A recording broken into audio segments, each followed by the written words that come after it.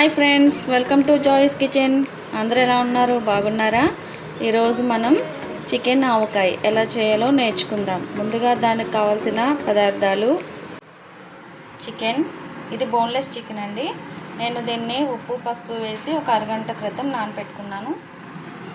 అల్లం వెల్లుల్లి పేస్ట్, నిమ్మప్పు, నూనె, మెంతులు, ధనియాలు, ఆవాలు, పసుపు, దాల్చిన చెక్క, యాలక్కాయలు, లవంగాలు, ఉప్పు, కారం, జీలకర్ర. మిక్సీ జార్ని తీసుకొని అందులో దాల్చిన చెక్క, లవంగాలు, యాలక్కాయలు, ధనియాలు, జీలకర్రను వేసి మెత్తగా పౌడర్ కింద చేసుకోవాలి. ఇందులోనే ఆవాలు, కొద్దిగా మెంతులను కూడా వేసుకొని పౌడర్ చేసుకుందాం. వెలిగించుకొని బాండీ పెట్టుకుందాం. ఇప్పుడు ఈ మసాలా దినుసులను ఒకసారి వేయించుకుందాం కదా ఫ్రెండ్స్. ఇలా దోరగా వేగినాయి కదా, ఇప్పుడు స్టవ్ ఆఫ్ చేసుకుందాం. చల్లారిన తర్వాత వీటిని పౌడర్ చేసుకుందాం. మెత్తగా గ్రైండ్ చేసుకోవాలి. ఇప్పుడు స్టవ్ వెలిగించుకొని బాండీ పెట్టుకుందాం.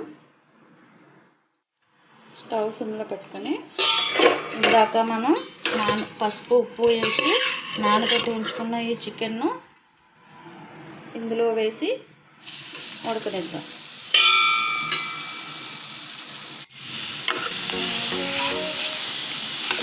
సిమ్లో పెట్టుకొని దీన్ని నీళ్ళు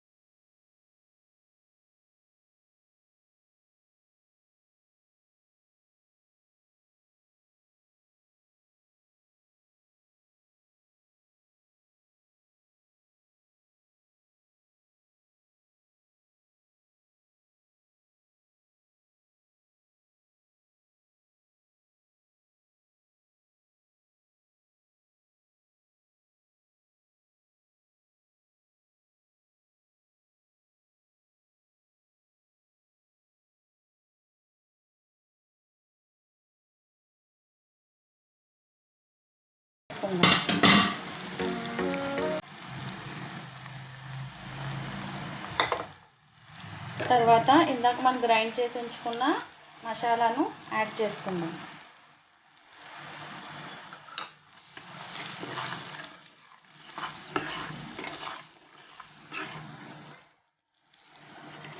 అలాగే ఇందాక మనం వేయించి ఉంచుకున్న ఈ చికెన్ పీసులను కూడా ఇందులో వేసి ఇంకొంచెం సేపు వేయించుకుందాం.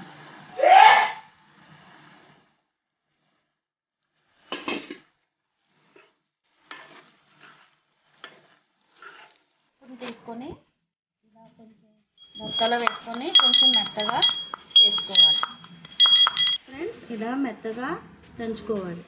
చల్లారిన తర్వాత ఇందులో దంచి ఉంచుకున్న నిమ్మప్పును యాడ్ చేసుకోవాలి.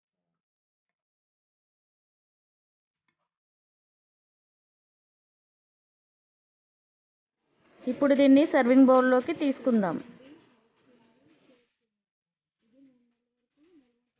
సర్వింగ్ బౌల్లోకి తీసుకున్నాం కదా, చికెన్ ఆవకాయ రెడీ.